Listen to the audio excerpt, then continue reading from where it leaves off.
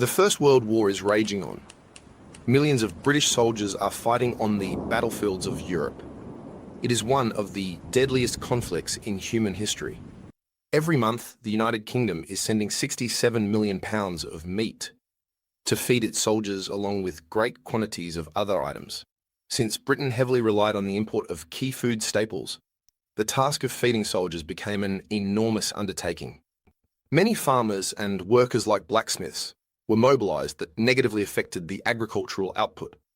Things turned for the worse in early 1917, when Germany restarted its relentless unrestricted submarine warfare by sinking any ships without making distinction between military and civil vessels, including merchant ships carrying food supplies to the United Kingdom.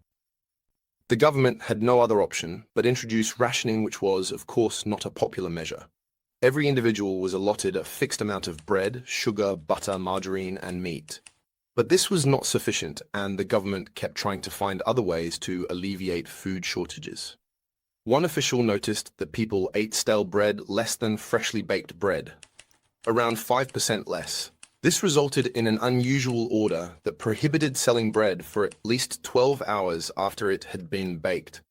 Now, here comes the story of Louis Horowitch, a London tailor who was convicted of buying fresh bread in October 1917. He would either have to pay £50 or spend 51 days in prison.